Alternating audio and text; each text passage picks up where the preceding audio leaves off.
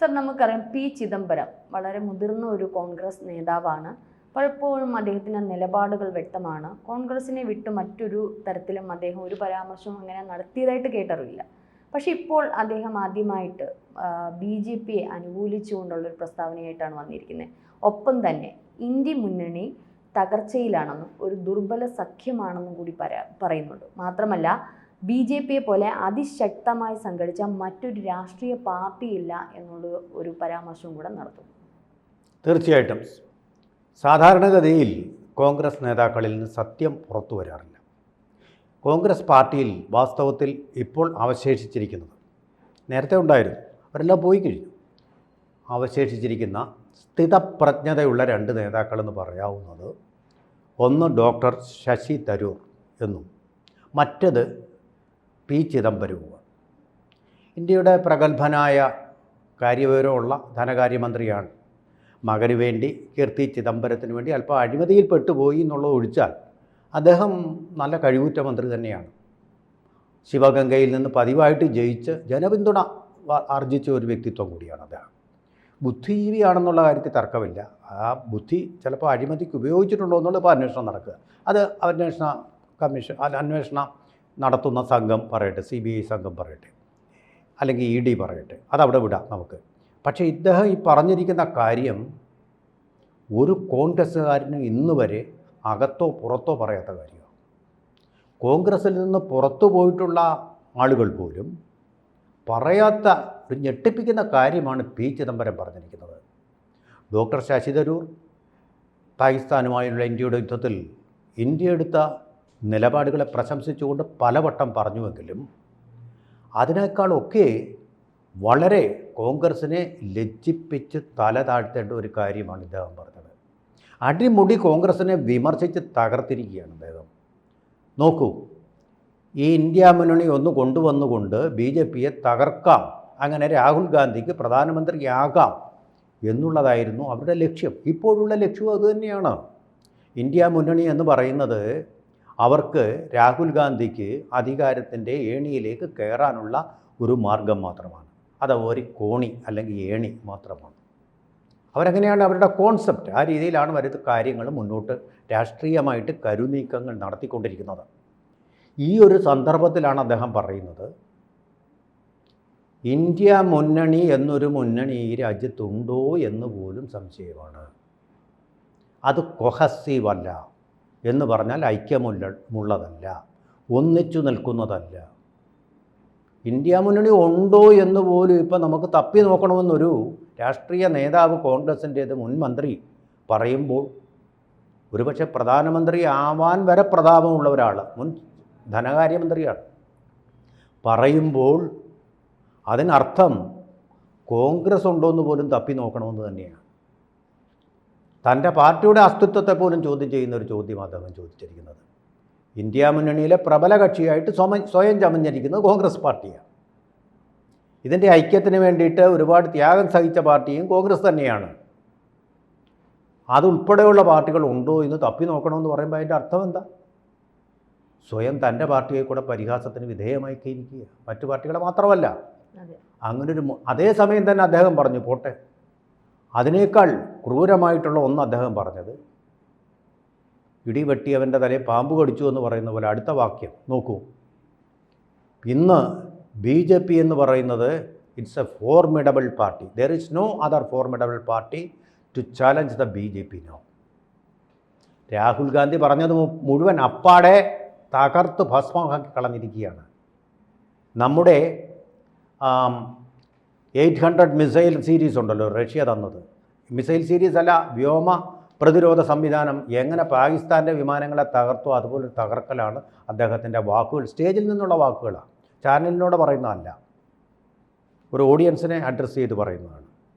അതിൽ പറയുന്ന വാക്കുകൾ കോൺഗ്രസിൻ്റെ സകല അവകാശവാദങ്ങളെയും തകർത്തിരിക്കുന്നു. കോൺഗ്രസ് എന്താ പറഞ്ഞത്?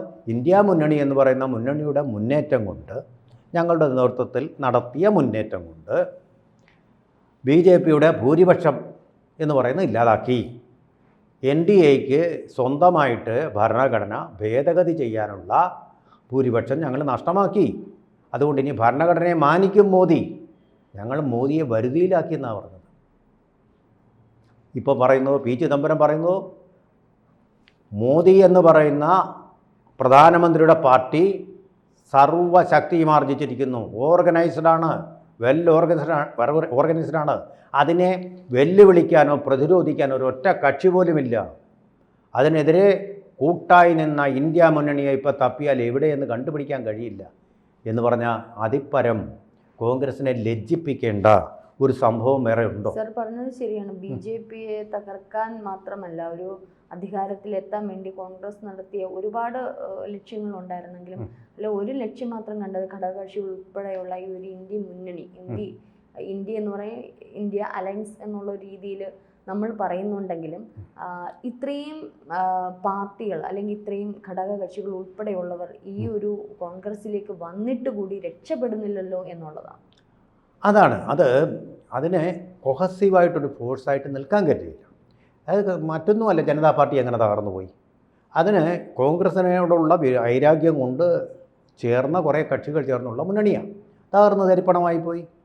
അതിലെ ആന്തരികമായ വൈരുദ്ധ്യങ്ങൾ ഒക്കെ പുറത്തു വന്നു, ക്രമേണ പുറത്തു വരും. അങ്ങനെ അത് തകർന്നു പോയതുപോലെ ഒരുമിച്ച് നിൽക്കാൻ കെൽപ്പില്ലാത്ത കക്ഷികളാണ്. ഇതിപ്പോൾ നോക്കൂ, ഒരു ഉദാഹരണം പറയാം, അത് ഇതിൻ്റെ ഭാഗമല്ലെങ്കിൽ കൂടി. തമിഴ്നാട്ടിലിപ്പോൾ തമിഴ് ഭാഷയ്ക്ക് വേണ്ടിയിട്ട് ഹിന്ദി വേണ്ട എന്ന് പറഞ്ഞുകൊണ്ട് സ്റ്റാലിൻ ബഹളം വയ്ക്കുന്നല്ലോ. സമാജ്വാദി പാർട്ടി, അഖിലേഷ് യാദവിൻ്റെ സമാജ്വാദി പാർട്ടി എന്നെങ്കിലും അതിനോട് യോജിക്കാൻ കഴിയുമോ?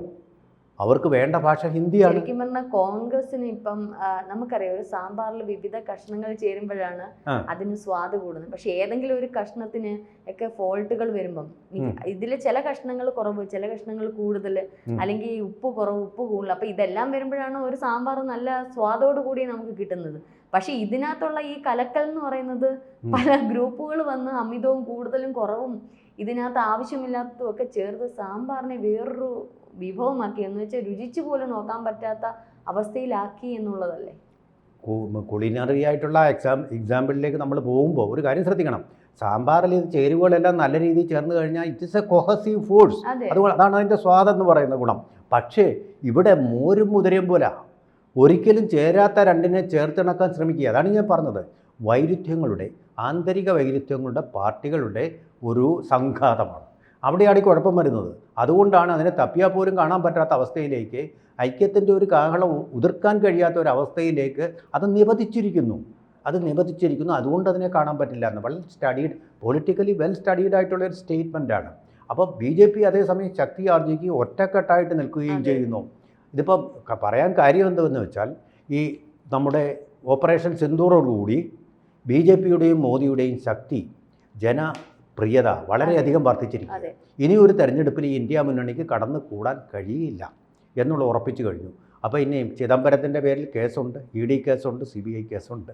ഒരു പക്ഷേ ഇനി ആ കേസിൽ നിന്ന് രക്ഷപ്പെടാൻ ശശി തരൂർ ഇത്തരത്തിലുള്ള പ്രസ്താവന ഇറക്കിയതിനു ശേഷം ഇപ്പോൾ ഹൈക്കമാൻഡ് വളരെ നിർദ്ദേശിച്ചിരിക്കുകയാണ്, ഇനി ഒരു വാണിംഗ് തന്നെ കൊടുത്തിരിക്കുകയാണ്. ഇനി ഒരു ഇത്തരത്തിലുള്ള പ്രസ്താവനകൾ മോദി അനുകൂല, കാരണം നമ്മൾ കണ്ടെയാണ് കോൺഗ്രസ് പാർട്ടി ഒരു തരത്തിൽ ട്വീറ്റ് ചെയ്യുന്നു, അല്ലെങ്കിൽ അവർ അവരുടേതായ പോസ്റ്ററുകൾ ഇറക്കുമ്പോൾ അതങ്ങോട്ട് കഴിയുമ്പം തന്നെ ശശി തരൂർ മറുഭാഗം, അതായത് 1971 ഇന്ദിരാഗാന്ധിയുടെ അല്ലെങ്കിൽ പാകിസ്ഥാനുമായിട്ട് നടത്തിയ യുദ്ധവുമായി ഇത് കമ്പയർ ചെയ്യരുതെന്ന്. അവർ തലേന്ന് ഇന്ദിരാഗാന്ധിയുടെ ഇതൊക്കെ വെച്ച് പോസ്റ്ററുകളും കാര്യങ്ങളൊക്കെ എടുത്ത് കോൺഗ്രസ് ഒന്ന് ഹൈ ലെവലിൽ നിന്നപ്പോൾ ഒറ്റയടി ശശി തരൂർ പിറ്റേന്ന് വന്ന്.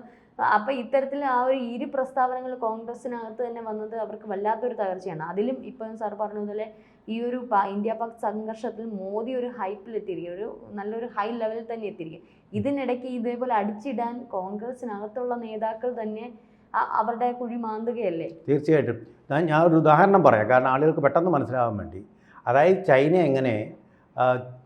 പാകിസ്ഥാൻ എങ്ങനെ ചൈനയുടെ മിസൈലുകൾ വെച്ചുകൊണ്ട് ഇന്ത്യയെ പ്രതിരോധിക്കാൻ ശ്രമിച്ചു, ഇന്ത്യയുടെ ബ്രഹ്മോസ് അസ്ത്രങ്ങൾ അവയെ എങ്ങനെ തകർത്തോ, അതുപോലെ കോൺഗ്രസ് ഇങ്ങനെ പടുത്തുയർത്തുന്ന ഈ ആകാശ ഗോപുരത്തെ, അല്ലെങ്കിൽ ചൈനീസ് മിസൈലിനെ ചിദംബരവും ശശി തരൂരും ചേർന്ന് തകർത്ത് തരിപ്പണമാക്കി കോൺഗ്രസിൻ്റെ തന്നെ നട്ടലിലൊടിക്കുന്ന ഒരു ചിത്രമാണിപ്പോൾ വാസ്തവത്തിൽ. വളരെ ഒരു ദയാവധം കോൺഗ്രസ് നൽകുന്ന പോലുള്ള വാക്കുകളാണ് ഇപ്പോൾ വന്നുകൊണ്ടിരിക്കുന്നത്. തീർച്ചയായിട്ടും അത് മോദിക്കുള്ള ഒരു അംഗീകാരമാണ്, അതുപോലെ തന്നെ കോൺഗ്രസിനോടുള്ള ഒരു നിഷേധം കൂടി. കൂടുതൽ വാർത്തകളും വിശേഷങ്ങളും നിങ്ങളിലേക്ക് എത്താൻ ABC മലയാളം സബ്സ്ക്രൈബ് ചെയ്യുക, ബെൽ ബട്ടണും അമർത്തുക.